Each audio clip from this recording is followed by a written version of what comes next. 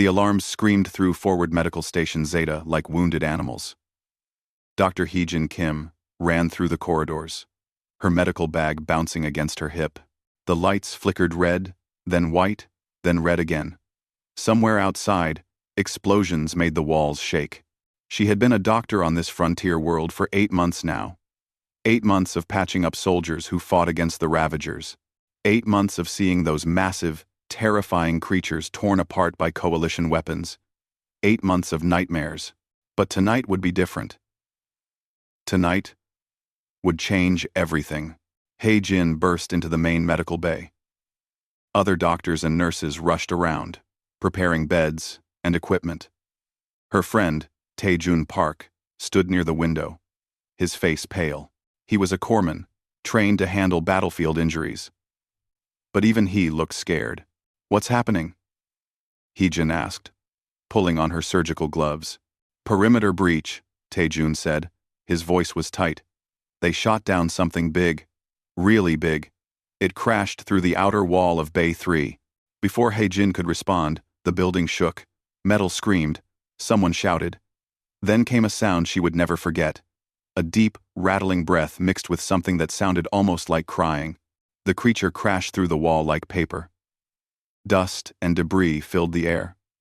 Heijin covered her face, coughing. When the dust cleared, she saw it. The Ravager was massive. Its body stretched across half the medical bay, covered in black scales that shimmered with strange blue lights. Blood pooled beneath it, dark and thick. Its chest rose and fell in jerky, desperate movements. One of its eyes was damaged, but the other looked around the room with something Heijin had never seen in a Ravager before. Fear. Pure, terrified fear. "Everyone out!" Commander Vector's voice boomed through the speakers. He was a Kryn officer, all scales and military precision. "Security teams, prepare to terminate the hostile." The other medical staff ran for the exits. Taejun grabbed Heijin's arm. "Come on! We need to go!" But Heijin couldn't move. She stared at the creature. The blue lights on its body pulsed weakly, like a dying heartbeat. Its good eye found her. And in that moment, she understood something terrible. This creature was not attacking. It was begging. "Heijin!" Taejun pulled harder. "Are you crazy? That thing will kill you." She shook off his hand and walked toward the Ravager. Her legs trembled, but she kept going. Behind her, she heard Taejun curse and the sound of weapons powering up. Security teams were coming. "Don't shoot," she yelled. "Nobody shoot." The creature watched her approach. Its massive head lowered slowly to the ground. Up close, Heijin could see the damage. Burns covered its body.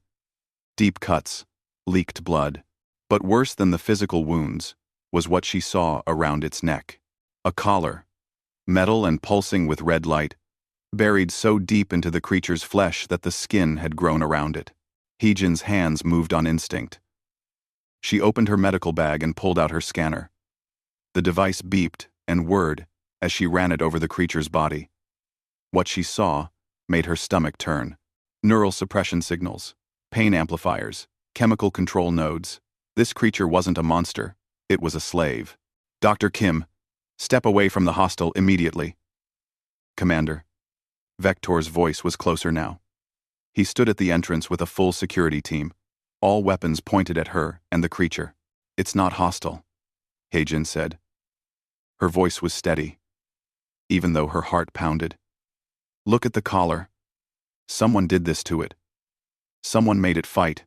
That's not our concern. Our concern is station security." "It's dying," Heijin said. "And I'm a doctor." Commander Vector's expression hardened. "You have your orders. My orders are to save lives." Heijin turned back to the creature. Its eye followed her every movement. All lives. Frun. 45. 45. 45. 45. 45. 45. 45. 45. 45. 45. She heard the weapons charge up. Taejun shouted something. The creature's body tensed, preparing for the final attack. But Heijin placed her hand on its scaled snout, and something incredible happened. The creature relaxed. The blue lights on its body pulsed once, twice, then settled into a gentle rhythm. It made a sound, low and rumbling, that vibrated through Heijin's chest. Not a growl. A purr, maybe. Or a thank you. Stand down, a new voice said. Dr. Thren, the chief medical officer, walked into the bay. He was a Quillian, tall and covered in silver quills. Let her work. Commander Vector started to protest, but Dr. Thren raised one long-fingered hand. If it attacks, we shoot. Until then, she has 30 minutes. It wasn't enough time. Heijin knew it wasn't enough time. But she would try anyway. She worked faster than she ever had before. Taejun, after a moment's hesitation, came to help her.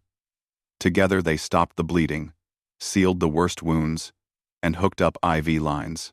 The creature stayed perfectly still, as if it understood they were trying to help. The collar was the biggest problem. Heijin studied it carefully. It was buried deep, connected to the creature's nervous system. Removing it wrong could kill the creature instantly, but leaving it in might be worse. The collar has to come out, she said to Taejun. You'll kill it, he replied. It's already dying. The collar is pumping poison and pain signals directly into its brain. Every second it stays in is another second of torture. Taejun looked at the creature's eye, still watching them. He nodded. Do it. Heijin pulled out her laser scalpel. Her hands didn't shake as she made the first cut. The collar sparked and hissed. Warning lights flashed on her scanner. The creature's body went rigid. Stay with me, Heijin whispered. Stay with me. She cut deeper. Blood and fluid leaked from around the collar. The metal fought her, sending shock signals through the creature's body. But Heijin kept cutting, kept working, kept talking in a low, calm voice. You're going to be okay. I promise. The collar came loose with a wet, tearing sound. The creature's body convulsed once. The blue lights on its scales went dark. For a terrible moment, Heijin thought she had killed it. Then the lights came back on, brighter than before. They pulsed and swirled in patterns she didn't understand. The creature's good eye cleared. And for the first time, Heijin saw true intelligence. Looking back at her, its massive claw, each talon as long as her forearm, lifted slowly. Every weapon in the room tracked the movement. Heijin heard safeties click off. But she didn't move. She just watched as the claw came closer and closer to her face. The claw touched her cheek. Gentle, careful, almost reverent. Then the creature's eye closed, and its body went still. The blue lights faded to almost nothing. Alarms on the medical equipment screamed. The creature's heartbeat slowed more, almost stopped. Heijin grabbed her defibrillator, but Taejun caught her wrist. Heijin, he said softly. It's gone. No. She pulled free and placed the paddles on the creature's chest. No. Not after this. Not after it finally got free. She shocked the creature once, twice, 3 times. Come on, she whispered. You fought so hard. Don't give up now. Around her, the security teams lowered their weapons. Dr. Thren shook his head. Commander Vector turned away. Everyone knew. The creature was dead. Everyone except Heijin, who kept working through the night, refusing to let go of the life she had tried so hard to save. 47 hours. That was how long Heijin stayed by the creature's side without sleep. The other doctors thought she had lost her mind. Dr. Thren checked her vital signs twice, worried she was having some kind of breakdown. Commander Vector ordered her to return to her regular duties. She ignored him. Dr. Kim, Dr. Thren said on the second day, his quills rustling with concern. The creature is dead. You need to rest. It's not dead, Heijin said. She pointed to her monitor. Look at the readings. Its heart is beating. Once every 3 minutes. But it's beating. That is cellular death occurring in stages, Doctor. Thren explained patiently. The body shuts down piece by piece. It could take days. There is no consciousness, no brain activity, no chance of recovery. Then why are the lights still glowing? Heejin asked. She was right. The blue bioluminescent patterns on the creature's scales still pulsed faintly. Not the bright, strong pulses from before, but soft glimmers that appeared and disappeared like stars. Dr. Thren had no answer for that. Taejun brought her food and coffee. He sat with her during his breaks, not saying much, just being there. Other human staff members stopped by to check on her. The alien personnel gave her strange looks and whispered among themselves. The humans were emotional, they said. Too soft. Too attached. This was why they didn't belong in military medicine. Heejin didn't care what they thought. She kept working. She cleaned the creature's wounds. She monitored every system in its body. And she talked. I don't know if you can hear me, she said, adjusting an IV line. She was a nurse back on Earth, in Busan. She taught me everything about caring for patients. The creature's body was cool under her hands. Not cold like death, but cool like deep sleep. This place is called Varath 9. It's not much to look at. Lots of dust and rocks. Nothing like Earth. Earth has oceans. Blue water as far as you can see. And mountains with snow on top. I grew up in Seoul, which is a big city. Too big. Sometimes. Too loud. But I miss it. She checked the wound where the collar had been. It was healing slowly. Almost impossibly slowly. But healing. New flesh was growing. The infection she had worried about never came. I wonder where you're from, Heejin continued. What your home looks like. If you have family waiting for you. Someone must miss you. On the third day, something changed. Heijin was reading poetry from her tablet, an old collection her mother had given her. She wasn't sure why she was reading poetry to a dying alien creature, but it felt right. The words flowed in Korean, rhythmic and soothing. The creature's bioluminescent patterns pulsed. Heejin stopped reading. The lights went dim. She started again. The lights pulsed in time with her words. Oh my God, she whispered. You can hear me. She read another poem, watching carefully. The patterns pulsed with each line. Not random, not automatic. Responding. Heijin grabbed her scanner and ran it over the creature's head. The neural activity was minimal, but it was there. And it was focused. Listening. Can you understand me? She asked. The lights pulsed once, bright and clear. Heejin's hands shook as she picked up her tablet. She started recording everything. If you can understand, pulse once for yes, twice for no, 1 pulse. Are you in pain? 2 pulses. Do you want to live? The lights blazed bright blue, pulsing over and over. Yes, yes, yes. 1,000 times yes. Heejin laughed, tears streaming down her face. Then fight. Fight with me, and I promise I'll get you through this. Over the next days, Heijin learned the creature's language. The bioluminescent patterns weren't just light, they were communication. Different colors meant different things. The patterns told stories, expressed feelings, asked questions. The creature's name was KL. Or at least, that was the closest human sound to the pattern that meant self. In the light language, Kale had been taken from a peaceful world, along with many others, forced to fight, tortured into submission, made into a weapon against its will. The memories came through the pattern's images of a beautiful place with purple skies and cities built into massive trees. A family, a mate, children, all lost when the raiders came. Heijin tried to file a report about what she had learned. She went to Commander Vector's office with all her evidence. The data about the collars, the neural suppression technology, The fact that the Ravagers were enslaved beings, not mindless monsters. Commander Vector listened. Then he filed her report under pending review. What does that mean? Hagen asked. It means someone higher up will look at it eventually. Eventually? This is proof that we're fighting victims, not enemies. Dr. Kim. Commander Vector's voice was cold. You are a medic. Your job is to treat Coalition soldiers, not to question Coalition military strategy. If your report is accurate, appropriate authorities will investigate. Until then, you will focus on your assigned duties.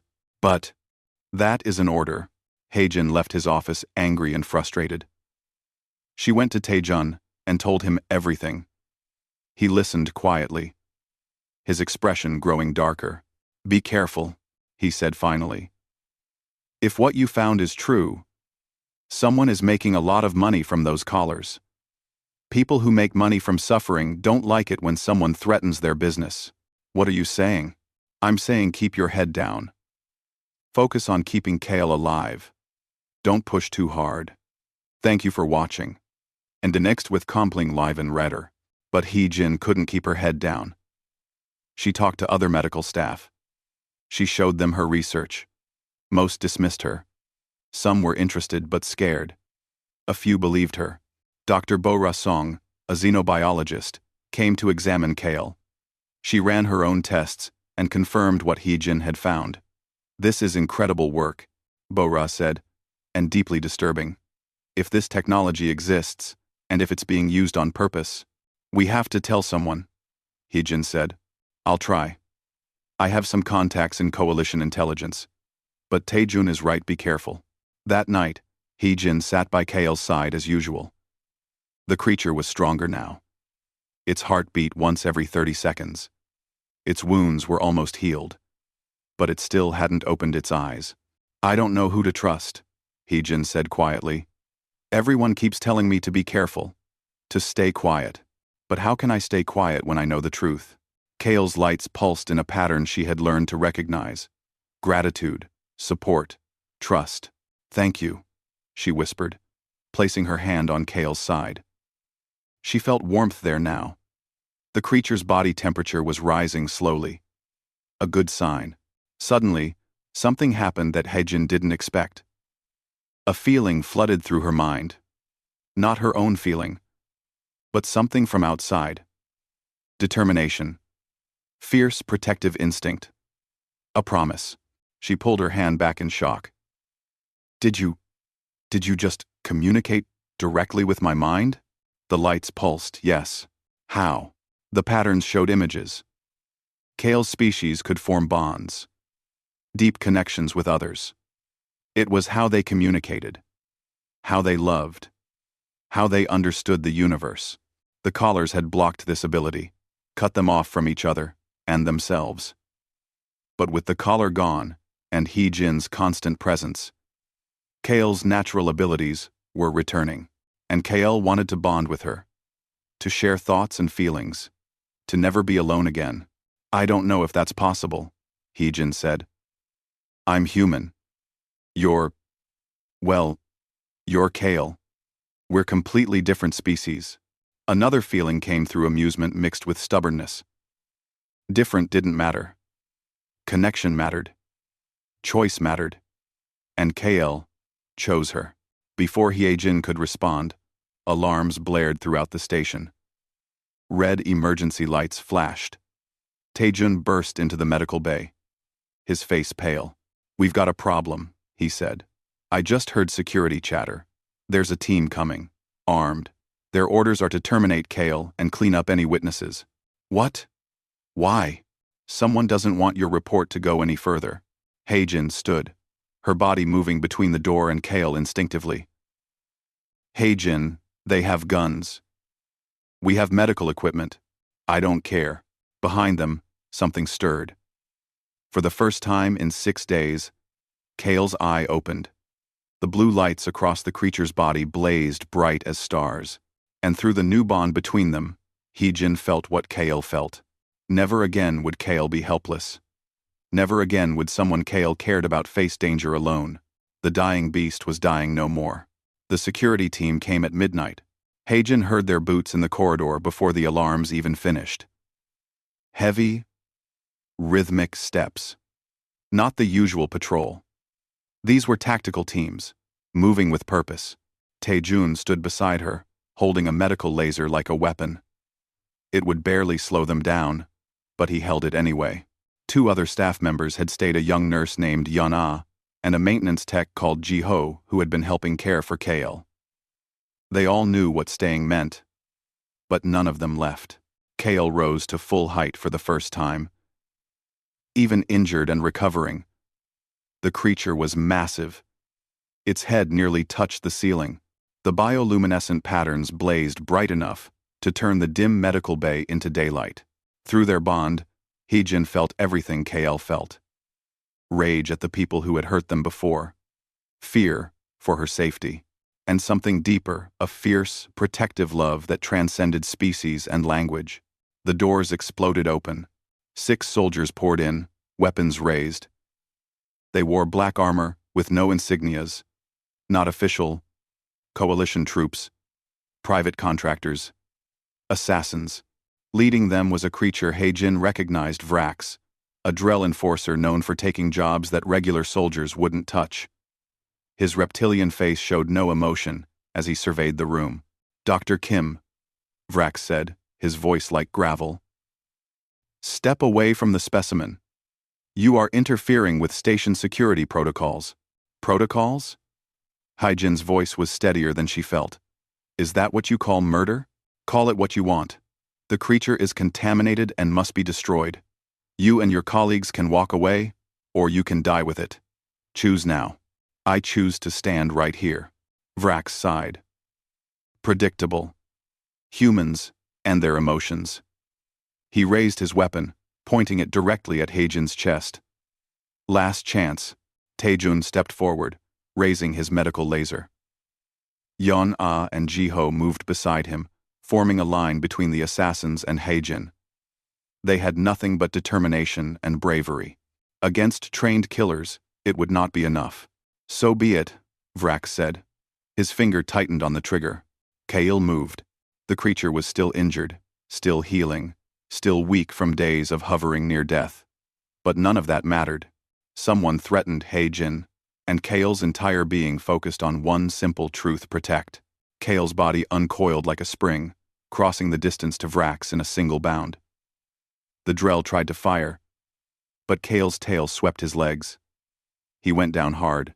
The other assassins opened fire, but Kale was already moving, flowing like water around the incoming shots. Through the bond, Heijin experienced everything Kale felt. Every muscle movement, every tactical decision, every moment of held-back violence. Because Kale wasn't trying to kill them. Heijin's influence flowed through the bond, tempering the creature's natural battle instincts. Protect, yes. But don't kill. Don't become what they tried to make you. Kyle understood. One assassin went flying into a wall, webbed there by a spray of bioresin that hardened instantly. Another had their weapon torn away and crushed. A third was simply picked up and set down in the corner, stunned but alive. Vrax recovered and fired a full burst at Kale's head. The shots scored across the creature's scales, drawing blood. Kale roared a sound that shook the walls and made the lights flicker. But instead of tearing Vrax apart, Kale grabbed him carefully, almost gently, and webbed him to the ceiling like a trophy. The whole fight took less than a minute. When it ended, all 6 assassins were neutralized, stuck to walls or ceiling, conscious but completely immobilized. Not one was seriously injured, and Kale stood in the center of the room, breathing hard, blue lights pulsing with victory and pride. Heijin's legs gave out. She sat down hard, adrenaline draining from her body. Taejun rushed to her side. "Are you okay?" "I'm fine. That was." She looked at Kale, who looked back with that intelligent eye. Through the bond, she felt the creature's concern. "Thank you," she whispered. Kale's lights pulsed warm affection in return. The emergency doors opened again. This time, Commander Vector strode in with a full security detail. His weapon was drawn, his expression ready for carnage. He stopped short when he saw the scene. "What happened here?" he demanded. "Assassination attempt," Taejun said, still holding his useless medical laser. "These contractors tried to kill Dr. Kim and KL. KL stopped them." Commander Vector's gaze moved from the webbed assassins to KL, who stood perfectly still, threatening no one. The creature could have killed them all, could have gone on a rampage. Instead, it had shown remarkable restraint. "Explain," Vector said, looking at Vrax. "Who authorized this operation?" Vrax just glared. One of the other assassins, however, was less disciplined. "We were hired. Legitimate contract. The specimen was marked for termination. Hired by whom?" Vector's voice could have frozen stars. The assassin hesitated, then pointed to a data chip on his equipment belt. Commander Vector retrieved the chip carefully. He plugged it into his wrist display and read. His scaled face went through several colors: shock, anger, disgust. Finally, he looked up at Heejin. "Dr. Kim, it appears you were correct. This data shows contracts between certain coalition officers and a bioweapon trafficking operation. The Ravagers are not natural creatures. They are prisoners, modified and controlled. And certain people have been profiting from their suffering." "I tried to tell you," Heejin said quietly. "You did. I should have listened." Vector turned to his security team. "Place these contractors under arrest. Vector, full charges: attempted murder, conspiracy, operating without authorization. And get me a secure line to Coalition Command. The real Coalition Command. Not whoever approved this operation." As his team moved to comply, Vector approached KL. The creature watched him carefully, ready to move if needed. But Vector simply stood before it and spoke formally. "I was wrong about you. I thought you were a weapon, a threat, but you are a person, and you deserve to be treated as such. I apologize." Kale's lights pulsed in acknowledgement. Through the bond, Heejin felt the creature's surprise and cautious respect. "However," Vector continued, "this situation is far from over. The people behind this operation have significant power and resources. They will not allow one exposed conspiracy to ruin their business. You, Dr. Kim, and your companion are now in serious danger." "What do you mean?" Heejin asked. "I mean that within hours, new orders will come. Orders to arrest you on false charges. Orders to terminate your companion as a dangerous entity. Orders to bury this evidence and everyone connected to it." Vector's expression was grim. "I am a loyal coalition officer. But I am loyal to the true coalition ideals: justice, protection, honor. What these people are doing spits on everything we stand for." "So what do we do?" Taejun asked. "I can protect you for perhaps 48 hours. After that, forces beyond my control will arrive. You need to use that time to disappear. Get off this station. Find allies. Build a case so strong that it cannot be buried. Run?" Heejin looked at Kale. "Just run? And hide?" "No," Vector said. "Run and fight. But fight smart." He pulled another data chip from his uniform and pressed it into Heijin's hand. "This contains everything I could pull from secured files. Names, locations, evidence. It is not complete, but it is a start." "Why are you helping us?" Heejin asked. "Because someone needs to.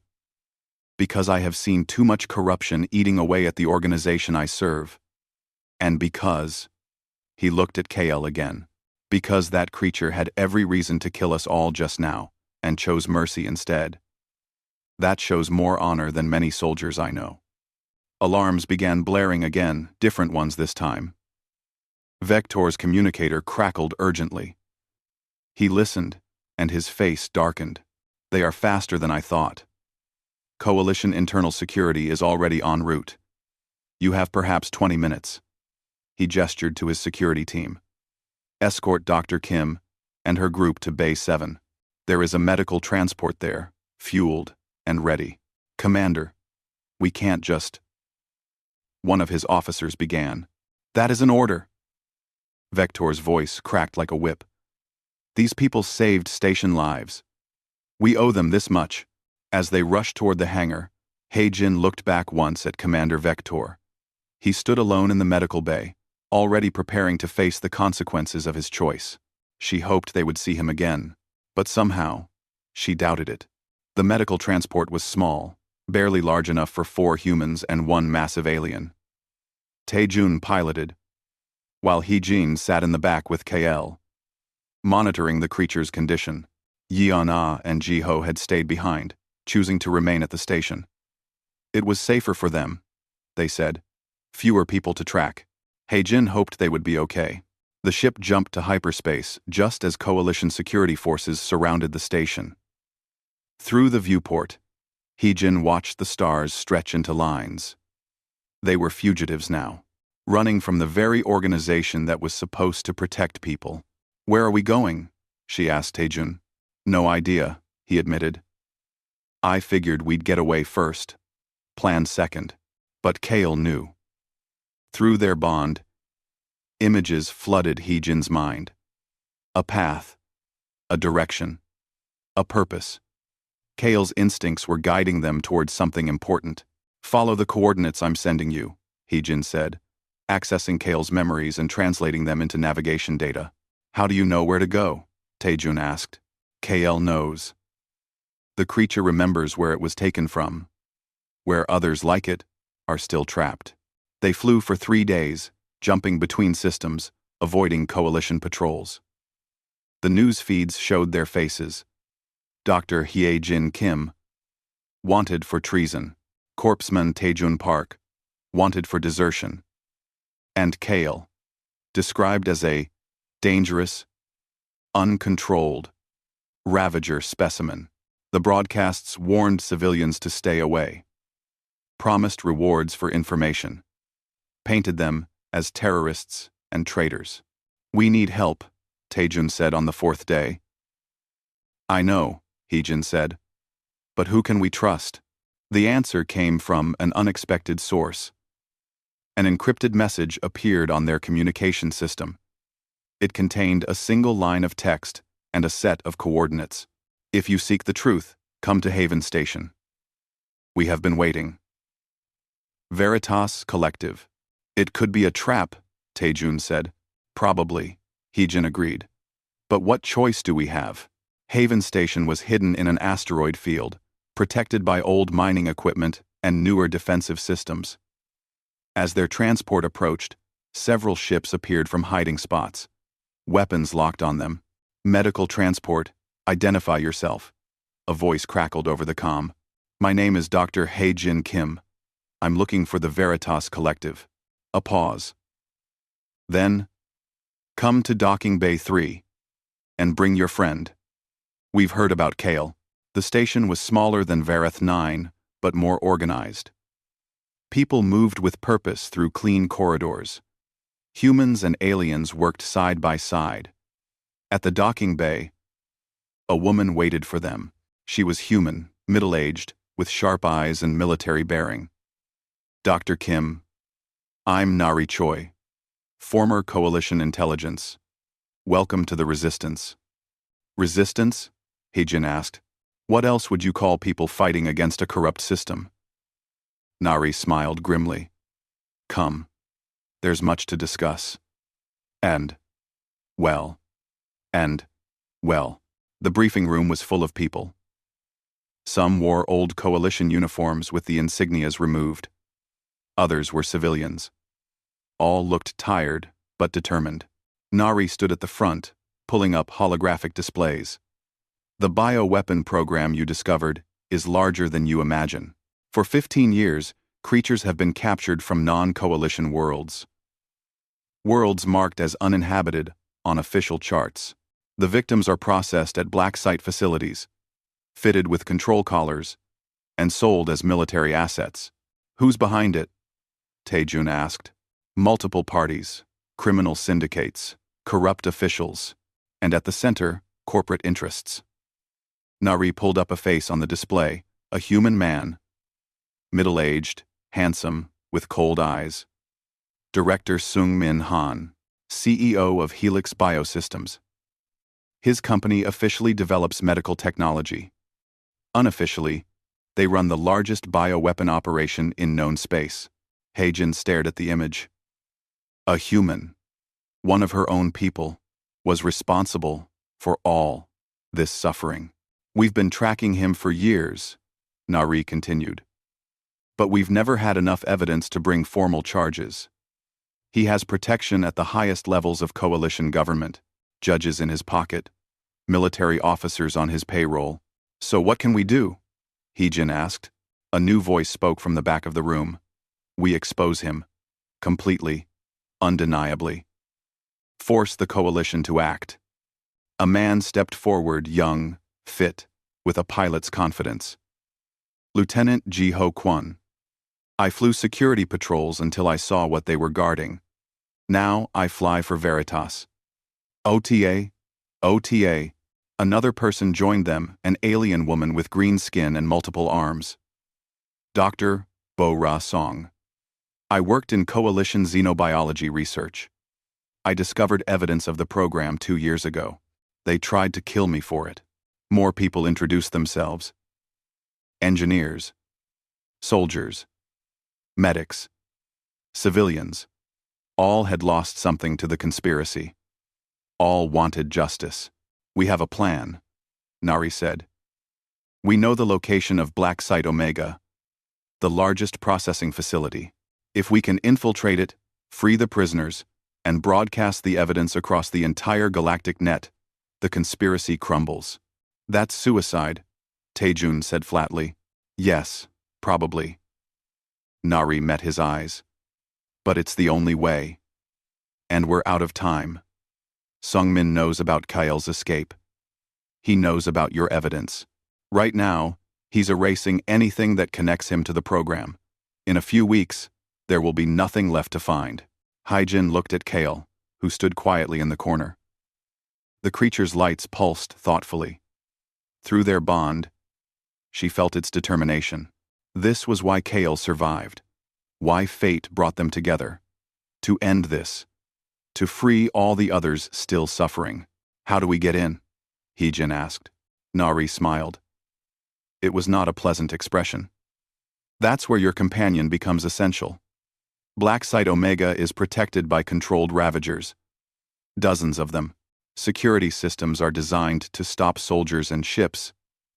But they're not designed to stop one of their own assets walking in the front door.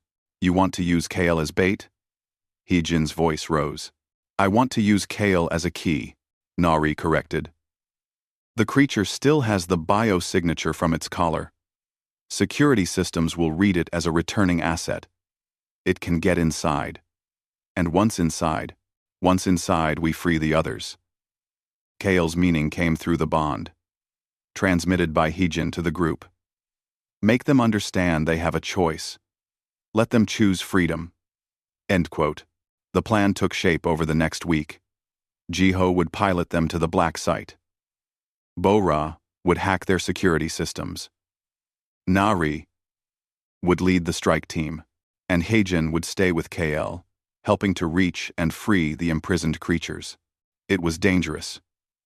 Probably impossible. Almost, certainly, fatal. But Haejin thought about the look in Kale's eye when the collar came off. The moment of understanding and freedom. Every creature at that facility deserved that moment. I'm in, she said. Taejun groaned. I knew you'd say that. Which means, I'm in too. Because someone needs to keep you alive. The others agreed. Preparations began.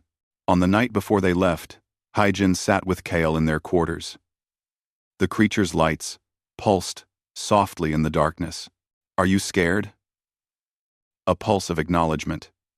Yes, fear was reasonable. Me too. She pressed her hand against Kale's scaled side. But we're going to do this anyway. Through the bond came a wave of emotion so strong it brought tears to her eyes. Gratitude, love, pride, determination. And underneath it all, a promise. Whatever came, they faced it together. Guardian and protected. Friend and friend. Two beings from different worlds. Bound by something stronger than collars or contracts or fear. They faced it together. The next morning, the small fleet departed Haven Station. 5 ships, 37 people. 1 freed Ravager. Against them stood a corporation with unlimited resources, a military with cutting-edge weapons, and a conspiracy that had operated in shadows for 15 years. It should have been hopeless. But Heejin looked at the people around her. She felt Kale's presence in her mind, and she thought about Commander Vector's words, "Run and fight. But fight smart." They were about to fight the smartest battle of their lives. Or detrying. Black Site Omega looked like a dead asteroid from space. Just another rock in a field of thousands. But as they approached, Heijin saw the truth. Hidden defensive weapons. Disguised landing bays. Power signatures deep inside the rock that could fuel a small city. "Defenses are active," Jiho reported from the pilot seat. "They're scanning us." Beside Heijin, Kael stood perfectly still. The creature had allowed Bo-Ra to attach a fake collar, just the outer shell. No actual control technology. To sensors, Kael would look like a returning asset. "Transponder is broadcasting," Bo-Ra said.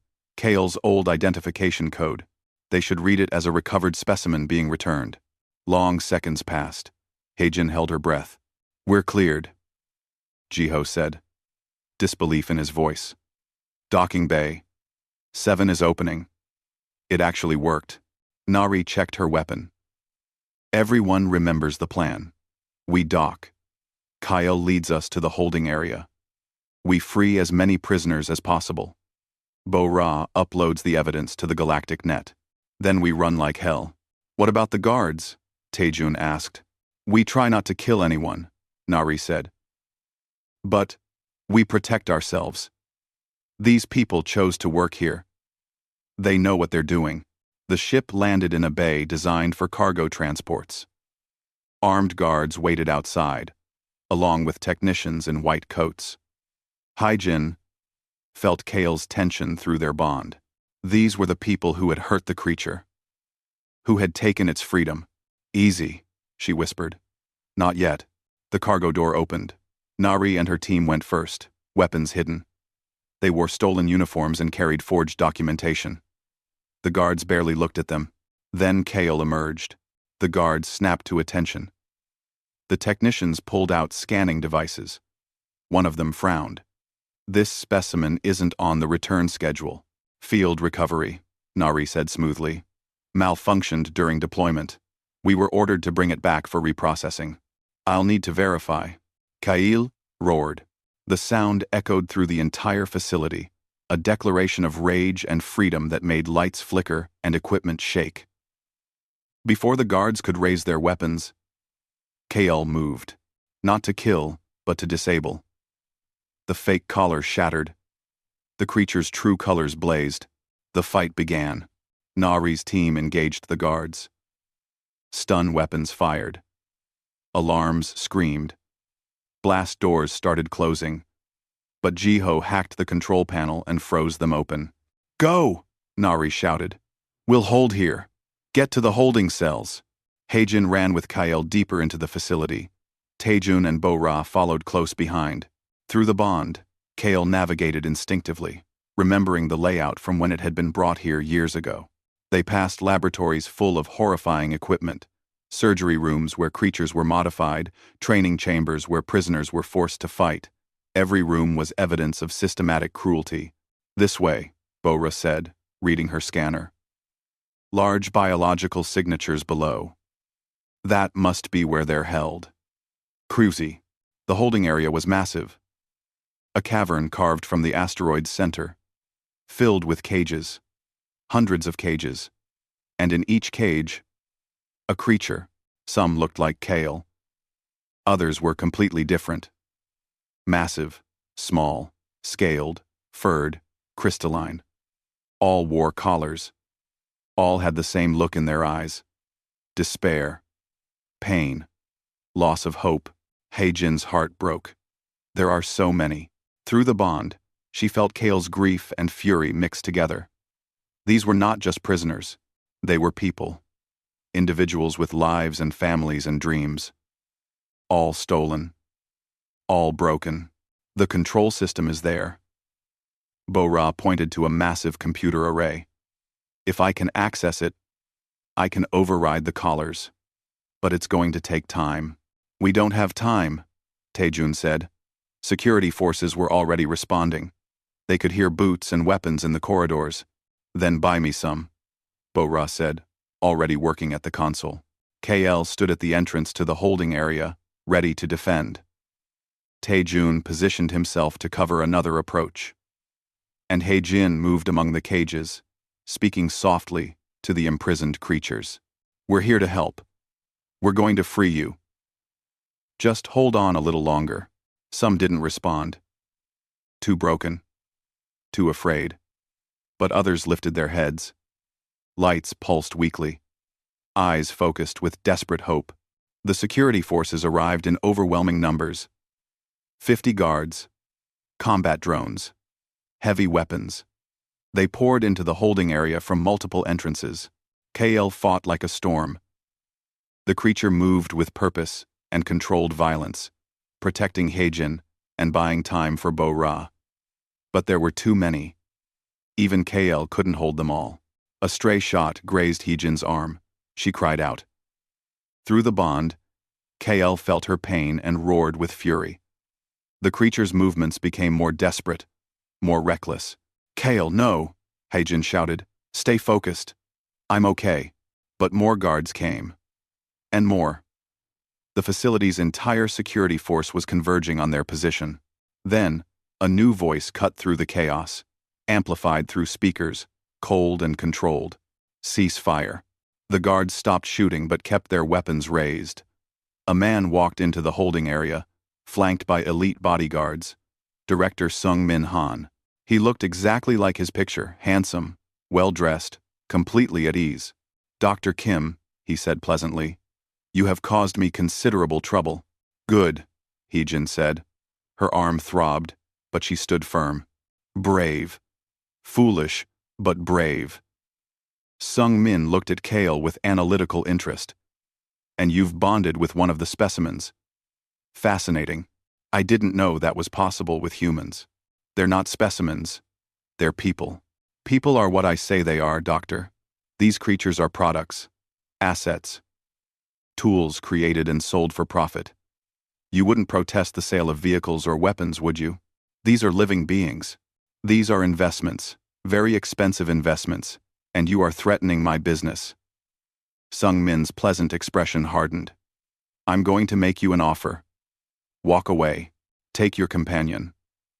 I'll even arrange for false identities and enough money to start over somewhere far from here. All I ask is your silence. And everyone else stays enslaved? Everyone else serves their purpose. The galaxy needs military assets. I provide them. It's economics. Heijin looked at the cages. At all those desperate faces. At the hope she had given them. She couldn't walk away.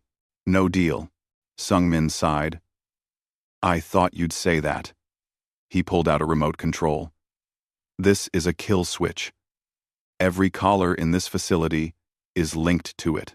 One press, and everyone dies. Including your precious Kale. Through the bond, Heijin felt Kale's terror. Not fear of death. Fear of all the others dying. Fear of failing them. You wouldn't, Heijin said. That's millions of credits worth of merchandise. Better to lose millions than lose everything. Sung Min's finger hovered over the button. Last chance, Doctor. Behind him, Bo-Ra was still working frantically at the console. Heijin had to stall. How do you justify this? You're human. These creatures are sentient. You know what you're doing is wrong. Wrong? Sung-min laughed. Morality is a luxury for people who can afford it. I built this empire from nothing. Do you know how hard that is? Everyone wants to be rich.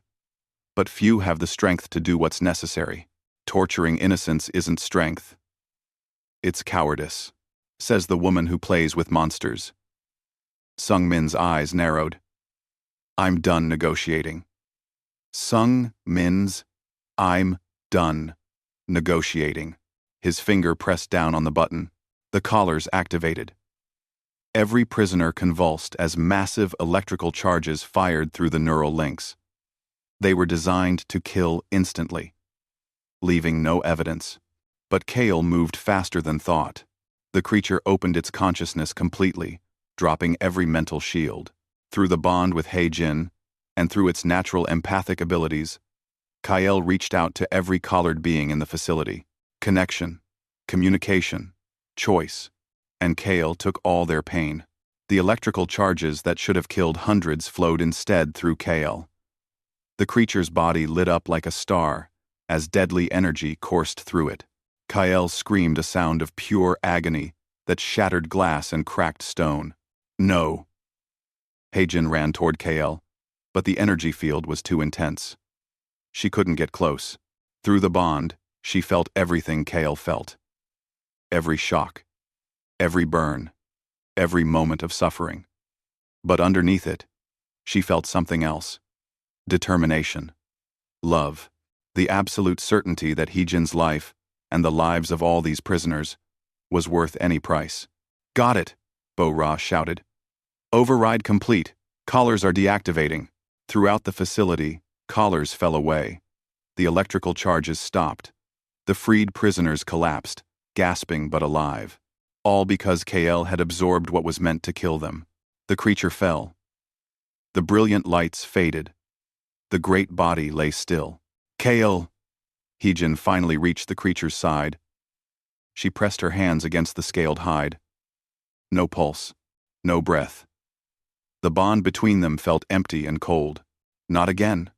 She couldn't lose Kale again. Around her, the freed prisoners stirred. They looked at their fallen liberator. And something incredible happened. They reached out. Not with hands or claws, but with consciousness. With the same empathic abilities Kale had used. One by one, they poured their life force back into Kale. A reverse of what Kale had done, returning the gift of freedom with the gift of life. Light flooded through Kale's body. Not the creature's own bioluminescence, but hundreds of different colors, from hundreds of different beings. The bond between He-Jin and Kale blazed back to life, stronger than ever. Kale's eye opened. The creature stood, surrounded by the saved prisoners, glowing with shared life and purpose. Sung-min stared in disbelief. Impossible. The kill switch should have. Your mistake, Nari said, arriving with her team and securing the guards. Was thinking they were just products. They're family. And family protects each other. The director tried to run, but Kale's tail blocked his path. The creature looked down at the human who had caused so much suffering. Through the bond, He-Jin felt Kale's desire for revenge. She also felt her own influence, tempering it. Don't kill him, she said. He needs to face justice. Real justice. Kale growled, but nodded. The creature pinned Sung-min to the ground, holding him there with one massive claw, while Nari applied restraints. Evidence is uploading now, Bo-Ra announced. Everything. Documents, video, financial records. The entire galaxy will know within the hour. Then our work here is done, Nari said. The evacuation took hours. Freed prisoners had to be stabilized and loaded onto every available ship. Nari called in favors, and soon dozens of vessels arrived from Veritas bases across the sector. By the time coalition forces responded to the distress signals, the facility was empty except for evidence and secured criminals. The trial of Sung-min Han lasted 3 months and dominated every news feed. The evidence was overwhelming. The testimony from victims was heartbreaking. The coalition was forced to conduct a complete internal review, leading to hundreds of arrests and reforms. Commander Vector was promoted and put in charge of the new Sentient Rights Division.